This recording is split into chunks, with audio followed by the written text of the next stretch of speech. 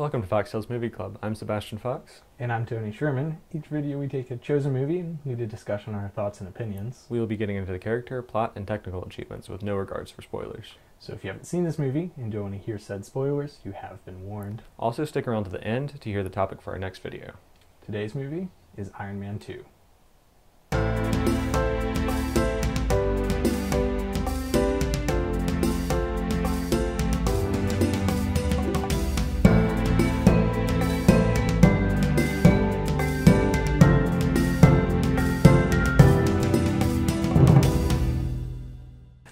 Iron Man 2 is a movie that came out in 2010. It was directed by Jon Favreau. It stars Robert Downey Jr., Gwyneth Paltrow, Clark Gregg, Scarlett Johansson, Samuel L. Jackson, Mickey Rourke, Don Cheadle, and Sam Rockwell. I feel like we're just going to have, as we go through these MCU movies, we're just going to have a longer and longer list of all of the different actors. It's like, well, we have to mention this person, and this person too, and this person, and the whole episode's just naming people. Basically. This Iron Man 2, it's typically considered one of the least good of the franchise. Do you think it deserves that stigma? Well, I don't know. I feel that way with a lot of sequels. Like they don't necessarily live up the same way, especially when you have like a certain expectation built up from what you saw from the first movie. But I don't know. I'm kind of partial to Iron Man, so I still kind of like this one, even though compared to maybe some of the other ones that come out down the line, this one would probably be in the lower half. I feel like this one has a lot that I like about it, but still, just a lot of the other Marvel movies are so good that this one definitely is. One of the lesser. Yeah, so I guess saying that it's on the lower end isn't necessarily saying that it's bad, just that it's not as good as some of the ones that are much better, I guess. We did mention that there are a lot of characters in this one. Yeah. So we have some of the recurring characters, of course, from the first movie. So we have Tony Stark and Pepper Potts coming back. Yeah. We have Colonel James Rhodes, except it's a different person. Yep. A different actor. Which I think we kind of mentioned. Yeah, since we went from Iron Man 3 to Iron Man. Yeah. But I think he did a good job in this one. Mm-hmm. Yeah. I was reading that Don Cheadle mentioned in like an interview or something that he was trying to create his own image of Colonel Rhodes, but ended up kind of reverting back to the character, the image that was portrayed and kind of created in the first movie. Mm-hmm. So I thought that was kind of an interesting thing, that he does seem very, very similar. The character of Rhodes himself seems very similar between the two movies, even though we do have a change in casting. I don't know. I do feel like he is quite different, although I feel like it's partially how he's written in this one. Like I couldn't see Terrence Howard fight with the fight scene between the two of them. I feel like if Terrence Howard was there, that would have felt weird. Yeah, maybe it's hard to see that, but I don't know. So there are also a few characters introduced in this movie. Have a couple of villains, and we also have Natasha Romanoff, who we down the line learn is going to be playing a bigger role in the MCU. So it starts off as just kind of like this person that's going to be assisting Pepper and Tony. Yeah, I always forget that she's in this movie. She does a very good job in this movie, but for some reason I always forget that she's in this one. That she's introduced here. I guess it's kind of this feeling that like you don't necessarily see her right away as she's going to be this integral part of the Avengers. Yeah. So it's not until like this reveals like, I guess she's supposed to be an important part of this story and the way the way SHIELD gets built. But Yeah. Yeah, I kind of like the way that I like her relationship between her and Tony through this movie, where she kind of knows what's going on through like the first half, and he doesn't really know who she is really. Yeah. But she kind of gives him advice. Yeah. And then. Yeah, like when he asks her about if you knew that this was your last birthday, what would you do? Yeah. And she just says, well, doing whatever I want with the most important person to me, paraphrasing whatever the quote is.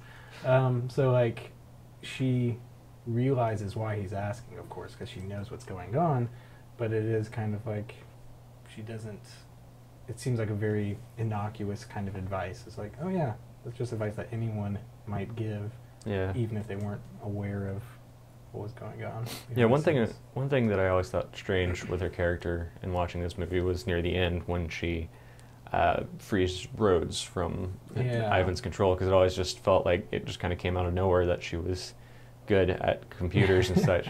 But I mean, now moving through the MCU, there have been several times where she's done computer hacking through through other Captain America movies and such. Yeah, I was actually looking up after we finished watching the movie. I was like, okay, so Tony Stark has a suit, and he can use this for all these powers, and you have all these other Avengers, these superheroes, and thinking through, okay, so what is her powers?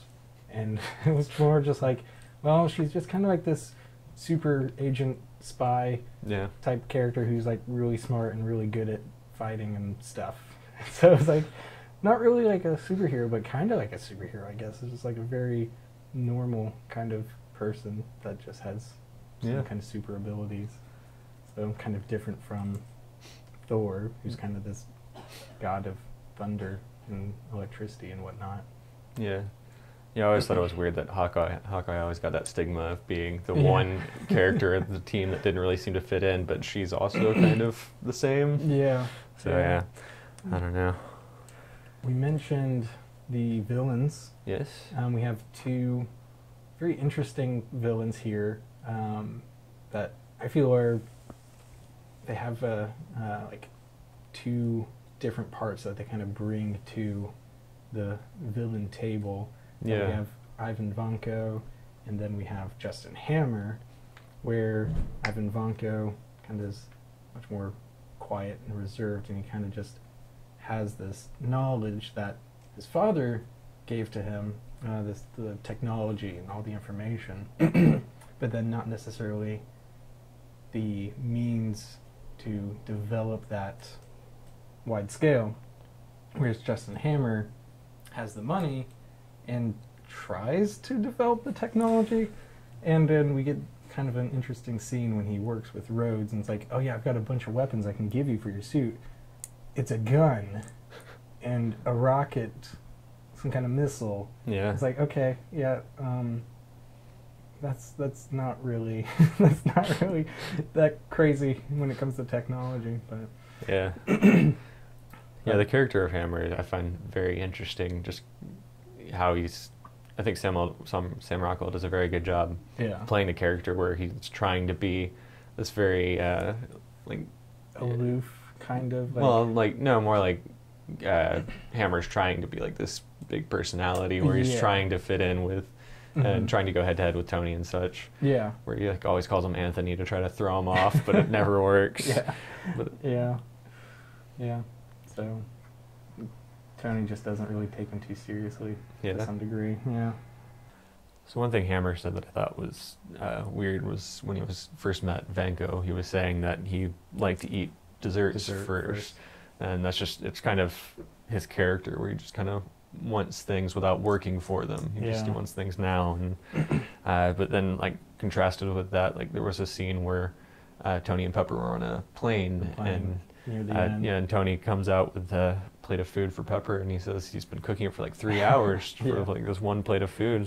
So he's willing to work for something where Hammer just wants it now. Wants it right away. Yeah, it's definitely shows that distinction between the two characters, like without coming right out and saying that, but showing Hammer just wants it right away, and Tony is going to take the effort. Yeah. Yeah. Put in the effort, like you said. Yeah, and I like the relationship between the two villains, between him and Vanko, kind of how they both have their own motives, but they're kind of able to use each other. Right. Vanko more than Hammer. Yeah, yeah.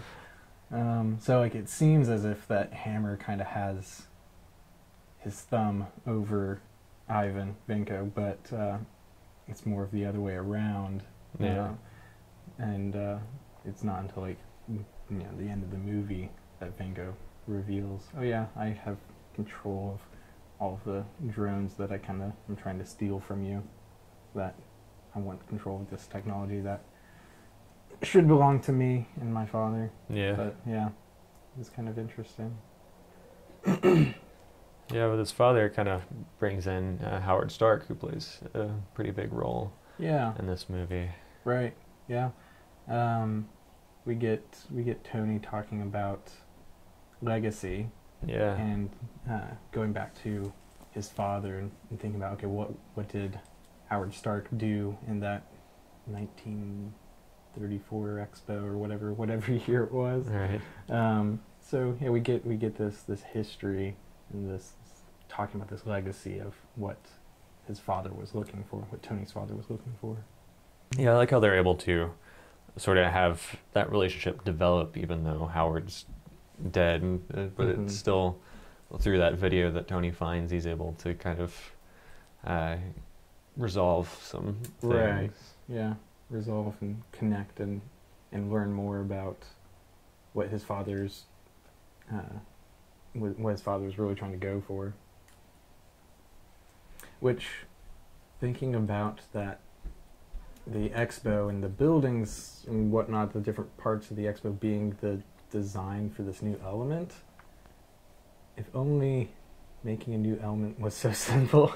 Just, oh yeah, I just need an image, a picture of where the different electrons go, or whatever.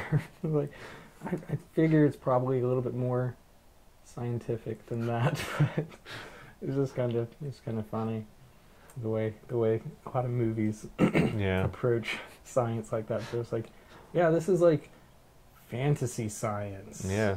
Even him actually creating the particle where he fires a proton accelerator at a piece of metal. Yeah. It's just like, built this in my little garage downstairs. Yep. Yeah. Simple.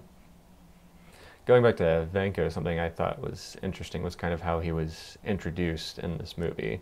Like it starts with with him watching the ending of the last movie on TV. Right. Yeah. And then it kind of has this montage of him. It's very similar to the one in Iron Man of Tony in the cave, building his suit. So I kind of like how they did that there with the parallels. Yeah, definitely. Yeah, trying to like see that we get the line about how these other scientists were unable to replicate the arc reactor. And we get the mimetic line about Tony Stark built this in a cave with a box of scraps. Yeah. Well, now we have Ivan Vanko doing something kind of similar that, I don't know exactly what kind of materials he has in this Russian home of his. Yeah, I would assume less than all the weapons Tony had access to in the... Yeah. But he was able to create this arc reactor, basically, in that opening sequence, showing how he does that. But yeah, it was kind of an interesting way to set up his character.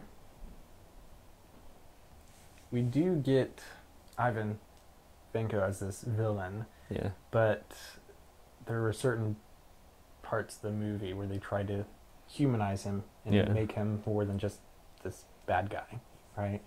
So he asks Justin Hammer to get him his bird, and I'm thinking, okay, what is the importance of this bird? What's going to happen? It's like Chekhov's gun. He gets this bird, and it's actually like got like some kind of hidden genetic code or something in the bird. It's like some kind of special bird. It's like, no, he just wants a pet. Yeah. It's just a bird. So I thought that was kind of interesting that it ended up not really being anything other than just something for him to connect to. Yeah. Right. Yeah. I mean, I wonder if that was his father's bird, because you see him there with his dad at the beginning when his dad dies. So maybe it was kind of a connection he had to his father there. Yeah. Yeah. I also think kind of with the humanizing him, I think as a villain in the MCU, he actually does kind of have a very good motivation compared to some others where it's about his father's legacy and how he wants to get back. Right. Other than just being like greed or power. Yeah. He sees it as, well, Tony has his father and got all of the fame and got all of the stuff that comes with being able to fulfill your father's legacy, and he and his father got sent to Siberia or Russia somewhere and got, just shipped off and tucked under the rug, and he just sees it as he even has a line. Venkat has a line where when he's talking to Tony about how Tony's trying to rewrite history, and he comes from a line of bandits and thieves, right? And really Venkat's trying to just say, my father was part of this too. My father's should be part of this legacy as well. I should have some right, some kind of birthright to this technology, to this Iron Man kind of technology. So yeah, definitely very good motivations. So another character that I guess wasn't actually introduced in this movie, but kind of was Fury. Right. That we get like one line from him in the first one. Yeah. And so now we actually get to see a little bit more of him as a character, and get more information about him and Phil Coulson and what this SHIELD Initiative Avengers thing is and what that means. Yeah. I find it interesting how they have a lot of these Phase 1 movies happening at the same time. Mm-hmm. So when Coulson says that he has other things going on, he actually has like these other things going on that we get to see in later movies. Right. Yeah. So it is kind of a interesting thing. I was thinking to myself this morning about, I wonder if it'd be interesting to rewatch the MC movies, but watch them in like a chronological order. Yeah. See, like watch the one that happens first in terms of the timeline, and then see how that kind of changes the way you interpret the movies and the actions and stuff. And so I was thinking, well, a lot of these do kind of happen almost kind of like concurrently, and it's kind of interesting. And there's some where you can kind of place them wherever. Yeah. Yeah, but it's interesting with movies like when they go back, like Captain Marvel's about to come out, and like that one's going back to the 90s, so it's kind of before most of. Oh man, so yeah, it's gonna be interesting to see this new one that comes out and see how that kind of changes things, because like we were talking about how Captain America has the vibranium, and how there was that theory about the element that Tony Stark created. Maybe it was vibranium, but like Captain America had vibranium, and then in Black Panther we have the vibranium. Yeah. So it's like, okay, how does this work? Where do these theories match up, and where do we kind of say, okay, well, this doesn't quite work? Yeah, if Tony Stark created vibranium, then why isn't it everywhere? Yeah, so, yeah, it's kind of a, I don't know if it's like some kind of like alternate dimension element, and that's why they couldn't create it, but then he just made it with a little thing, so I don't know. I guess they didn't have particle accelerators in the 40s? Yeah, I don't know. It's weird, but we'll just hand wave that. Yeah. Yeah. So we also mentioned Coulson with that. Kind of like how he comes back in this one. You get to learn a little bit more about him. Yeah. And see him as more than just like this. I don't know. I got from the first movie kind of like this feeling that he was just a gopher to some degree, where it's just like, okay, I'm just gonna like go and like try and give this message to Pepper Potts. And just let her know about some stuff that's going on and whatnot. It's like here we're getting a little bit more to his character. Like, okay, yeah, he actually has a little bit of pull and a little bit of power in this group. Yeah, his character is very interesting because he seems very unassuming, but he does kind of still have a lot of control over the situation a lot of times. So I find Clark Gregg very interesting, how he acted this role. Yeah, yeah. With Tony's palladium poisoning, this toxicity, we get this group of decisions that Tony makes, these rash decisions, thinking, well, I'm about to die, so I need to take care of some stuff. Yeah. And so, like, Pepper Potts kind of takes over the company, becomes the CEO, and I don't know, it seemed as if there were a lot of things that seemed obvious looking back that Tony was like showing signs of, okay, I'm giving away stuff, and this is like not quite suicide tendencies, but yeah, he's kind of throughout this movie he's kind of doing this self-destruction thing where he's just, but he does also do like a lot of things that are kind of passing on things, because he's preparing to die, so he passes on the company to Pepper, and he gives Rhodey the suit, but like from the outside it looks more like Rhodey took the suit, so it's not even like it's just he's kind of hiding the fact that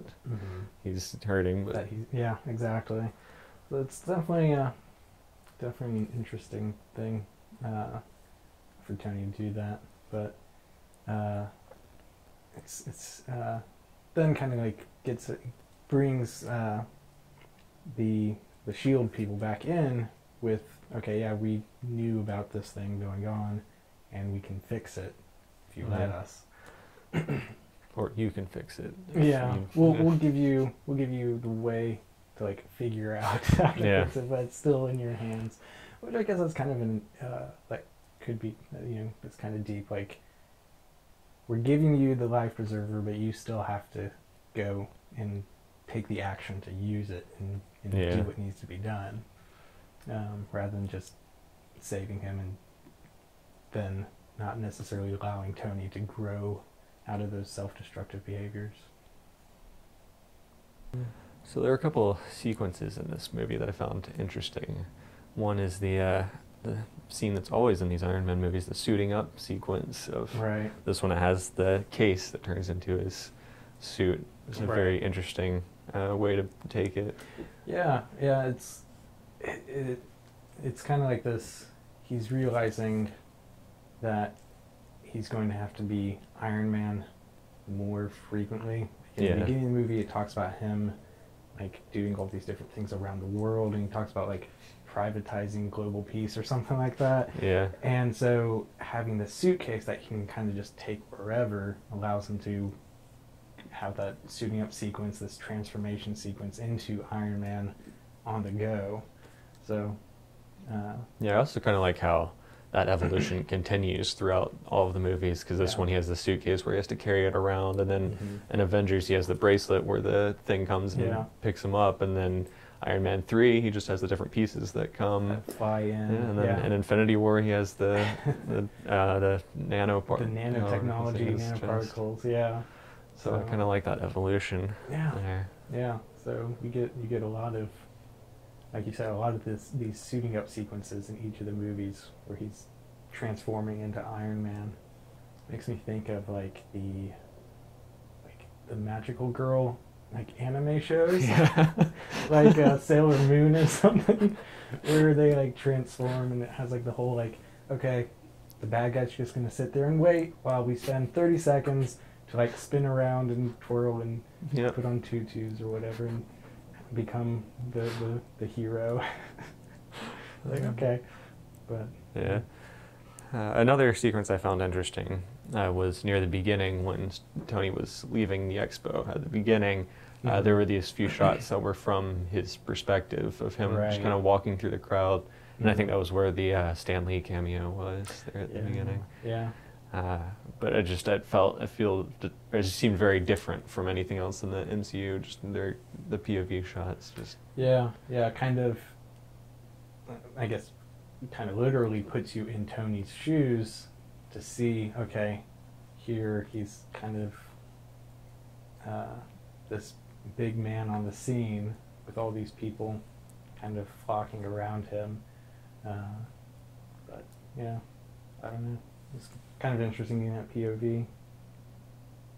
And one last thing that I wanted to talk about, and this is something that I've wanted to talk about in other movies and just kept forgetting, is just the sound design of Tony's suit. Mm-hmm. Of just like the arc reactor firing off and everything. I think they did a really good job of creating this very distinct sound for the armor. Yeah, distinct, very unique. Yeah. And I guess that'll be something to listen to in the future ones as well, when going back and watching the new ones coming out, looking at, with those evolutions in the suit design, how does that sound design maybe change right in each of the different suits.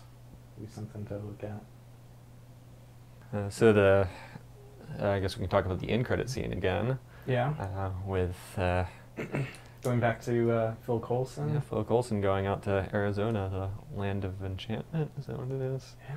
Is that what it was? I think so. I think so.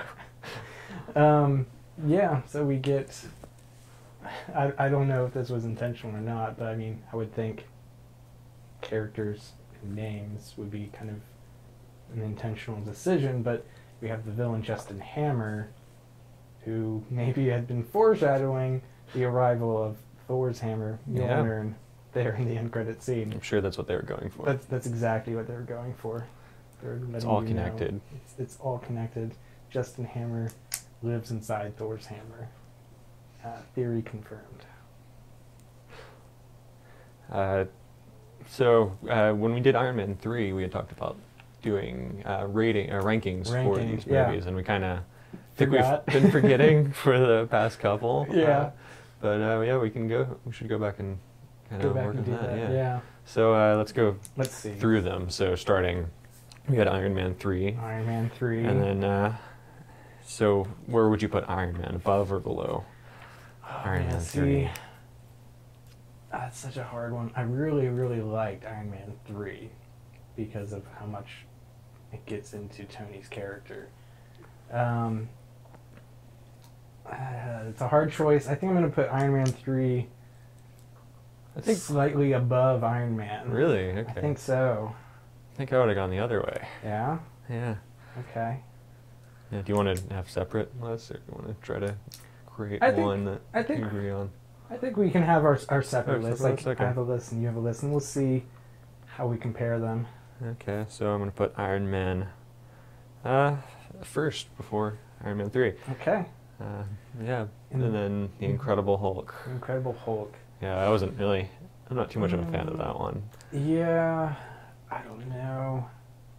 I think I'm, at the moment, going to be putting that one at the bottom. It's going to be below Iron Man, is where I'm going to be putting it. Yeah. Hulk. Alright, and then coming to today's. Yeah, Iron Man 2. We did talk about this one being kind of at the lower end, and I guess that's kind of where it is falling. I mean, I think The Incredible Hulk also kind of is on the lower end as well. So yeah, I think we kind of agree on that one. Yeah, I think basically because Tony Stark is just Robert Downey Jr. is so good in this one, and there are other actors that I really like. There is no like one actor that I think did an amazing job in The Incredible Hulk. Right. Yeah. So I think we are in agreement with those bottom two, putting Incredible Hulk and fourth in the moment. Yeah. Then Iron Man 2. All right. And then for me, Iron Man, then Iron Man 3. Yeah. So my list is Iron Man 3, Iron Man 2, and The Incredible Hulk. Yeah. I like how I went from the bottom up to the top down. Just reading down. Yeah, that's it. Just shows our different ways of thinking about it. Yeah. All right. Well, so I guess we have a pretty good start to our ranking. Yeah, 4 down. What is it? They're do some math real quick. Yeah, they're about to come up with the 21st one now. So yeah. I guess we'll kind of move around anyway by the time we get there. Yeah, we'll get there eventually. But, yeah, so the next one, it's going to be Thor. And I guess we're gonna have to see where that one falls after we watch that. And that will do it for this video. We would like to thank Mill Estep for creating our theme. And join us in the comment section below to go over any questions and add to the discussion. And subscribe so you don't miss our next video, where we are going to continue the MCU and move on to Thor. This has been FoxTales Movie Club. Thanks for watching. I'm Tony. I'm Fox, and we will see you in the next video.